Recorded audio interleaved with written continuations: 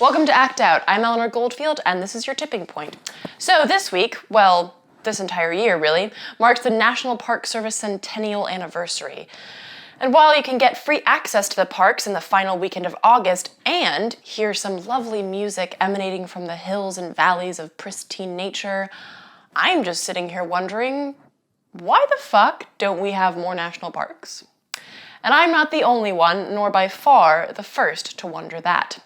Michael Kellett, executive director of Restore and a national parks expert, has been asking that question for decades. And while he is currently focused specifically on restoring the North Woods in Maine and designating a huge chunk of land to a national park up there, he and his colleagues have a top 100 list that encompasses more than 141 million acres of land across the U.S. For him, designating national parks is a cornerstone of the conservation movement, and indeed one of the easiest and most powerful ways to mitigate the effects of climate change. He points out that conservation biologists estimate that we need to protect about half of the Earth if we are to avoid a sixth great extinction, something that many experts say we're already not avoiding. Meanwhile, national parks encompass a little over 84 million acres, which may sound like a lot, but consider this. Less than 7% of U.S. land is protected within the IUCN, the International Union for Conservation of Nature, which in turn is made up of 6 categories: wilderness, national parks, national monuments, wildlife management areas, protected landscapes, and managed resource areas. So that 7% isn't just national parks, that's all land within any kind of protection, of which national parks are only about 3.8%, if my math serves me correctly. Meanwhile, the Pacific Biodiversity Institute, a respected think tank, identified 657 million acres of wild and roadless land under federal or state ownership, about 29% of the U.S. That's a shit ton of acreage just open and out there without any kind of protection whatsoever. And to be clear, this conservation of nature assumed in the other 5 categories is severely lacking, leaving lands open to the vehement dumbshittedness of mankind. As Michael points out, for example, state forests and national forests generally allow logging, livestock grazing, fracking, road building, off-road motor vehicles, trophy hunting, intensive recreational development, and other destructive uses. National wildlife refuges are typically much better, but they may still allow artificial habitat manipulation and growing row crops to benefit popular game species, trophy hunting of predators, and fracking for oil and gas. So, in other words, the protection offered by anything less than national park status is, well, not that fucking protective. So, why aren't there more national parks? As with most issues that seem to be no-brainers to anyone with common sense and a soul, it's a matter of politics and money. Why designate something as a national park when it could be open for fracking? Although typically the argument sounds a bit more like this: we just don't have the money to do it. Right. Well, here's Michael's rebuttal against that slice of stupidity. Most of the potential parks are already public lands or territorial waters. They would simply need to be transferred for administration under the more protective national park system. Federal public lands, the vast majority, already have budgeted operating funds, which could be transferred with the land. Because much of the resource extraction now happening on these lands is subsidized by us, the taxpayers, we would actually save money, not to mention benefiting ecosystems, wildlife, air and water quality, recreational opportunities, and local economies in the process. State lands can be donated to the National Park Service or traded for other federal lands. Private lands can also be donated, which is how many existing parks were created or acquired by the federal government. But what about the funding the national parks already get that already isn't enough? Well, hold on. Michael will address that as well. But first, he's going to dig deeper into the politics and dirty money of this land, from sea to shining sea. Take a look. You know, another thing that pops up a lot is the sale of public lands to fracking and drilling and logging, etc. Do public lands, just in general, talk a little bit about that. Is there any protection on just public land? Well, it depends on the agency. Each of these agencies, so there's the National Park Service, there's the U.S. Fish, there's the National Wildlife Refuge System, like the Arctic Refuge in Alaska, that comes under that system. There's the National Forest System, which is under the U.S. Forest Service, which is in the Department of Agriculture, as opposed to the Interior Department. And then the Bureau of Land Management, which is a bunch of land out west, none of it in the east, which is also under the Interior Department. Now, the Bureau of Land Management and National and U.S. Forest Service are multiple use agencies, which really means they allow all kinds of stuff, a lot of which is really bad, some of which includes wilderness. So it's this hodgepodge of stuff. And so they feel that they can't turn down logging and mining and grazing and all that's pipelines and wind power and solar, big solar installations. They feel that's a part of their mission, which it sort of is if you read the legislation. So those, just the average National Forest or Bureau of Land Management land, it's certainly better than private land or state land in terms of protection, because there are layers of laws that prevent just total trashing of the land, but they're not nearly as protected as a national park. I mean, I've worked on national forest and Bureau of Land Management issues for years and years and years, and you can't win because the law is open-ended enough, and so you can't, it's not like you can take them to court and win on this. And in the court of public opinion, most people don't even know about what we're talking about. They have no idea. Most people don't even think they log in national forests. They think they're like national parks. So that's why our focus has been, although you have to do defense on these lands, it's a losing battle. You can't win the long-term battle. The best thing to do is to turn over the most important areas to the National Park Service, which doesn't want to log. They don't want to frack. They don't want to drill. They don't want to mine. So you don't have to argue with them about doing it because they don't want to do it. And the laws are much more clear that they need to be preserved and protected. So in that same vein about the National Park Service not wanting to log and not wanting to frack and things like that, this whole new like corporate branding of national parks. It started with the National Park Service selling last year the rights to Budweiser, which clearly violated guidelines on tobacco and alcohol affiliation. But more importantly, it opened the door for the idea of the public good to be tarnished by, bucket loads of corporate money. And now we see that the National Park Service is seeking corporate sponsorship for these quote-unquote park projects. Right.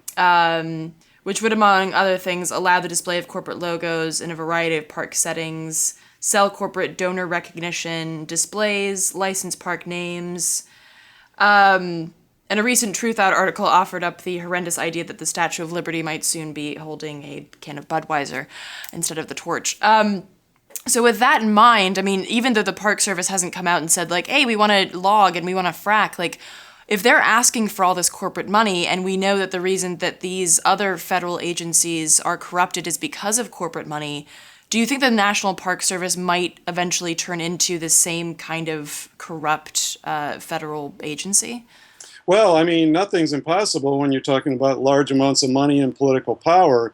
The culture of the National Park Service is not beholden to big business generally. This is not happening because the National Park Service director wanted to get into corporate branding and stuff. There's a lot of resistance in the agency to doing this. They're doing it because they're desperate. I think it's a mistake. I think they're misguided in doing this. I think it's a slippery slope. But the reason they're doing it is because right-wing anti-national park and anti-public land members of Congress, in cahoots with big business and so forth, who would like to just privatize national parks altogether, or get rid of them, or both, have strangled the budget of the National Park Service for years. I mean, this has been going on since Ronald Reagan. This has been going on for decades. The problem is on one hand, you've got the National Park Service being starved for funds, and you've got these political guys bullying the Park Service, including like the chairman of committees in Congress and so forth. On the other hand, who is standing up for the Park Service? Where are all the environmental groups standing up against this stuff? Not much. There's really not much. But the answer is really, we need to build a grassroots support base to keep our national parks protected. It's because they are out there flapping in the wind on their own, trying to deal with these forces. And the big conservation groups around the country aren't doing anything to support the National Park Service. It's unbelievable. So devil's advocate here. Yeah. If there is such a backlog and the National Park Service is already being drained of funds, wouldn't designating more land as national parks only add to this backlog? Well, number one, the backlog. You have to realize what the backlog is. A good chunk of it is, in fact, most of it is basically roads, bridges, facilities, and whatever. So it's not like the Grand Canyon is going to cave in if we don't fund the backlog. I mean, the reason we create national parks is to protect the land, the wildlife, the scenic beauty, make it available to the public. You don't need a bunch of infrastructure to do that. Most of the infrastructure is in the old parks like Yellowstone, Yosemite. Now, some of it is historic structures, and that does take money, and that's the worst thing, is because obviously we don't want important historic structures to be caving in and stuff because of a lack of money. So I'm not poo-pooing it as not an issue, but it's not like the parks themselves, like the wildlife are going to starve or something because they're, And number two, you're not talking about a lot of money. $12 billion? I mean, this is chicken feed. Each year we spend $50 billion on the B-35 Joint Strike, or F-35 Joint Strike Fighter program, which is a Cold War worthless boondoggle project. It's going to go on and on year after year after year, $50 billion for this useless fighter plane.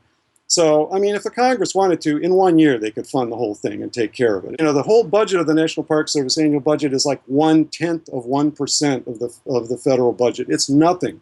We could double it, triple it, it would still be hardly anything. So it's not that it's not an issue, it's that money flows to political power.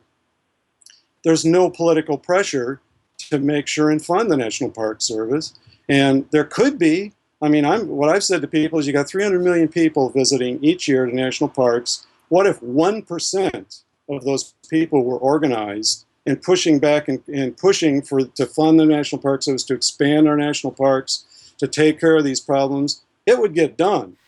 So with regards to the importance of national parks, like you've mentioned that environmentalists haven't really taken this up as a fight of theirs. Explain why you feel, and you wrote in an article as well, that you feel that national parks, designating more land as national parks, is a quote-unquote gold standard for conservation.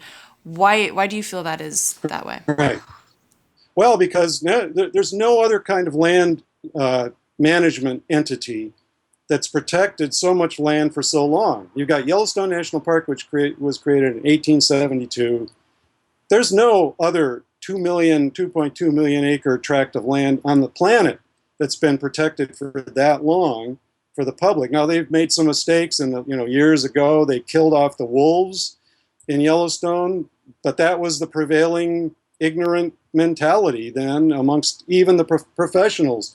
They realized later that was a huge mistake and reintroduced wolves. The only reason that could be done is because Yellowstone was still intact over 100 years later. So number one, the national parks have a track record of protecting these lands for decades and decades, over 100 years in many cases.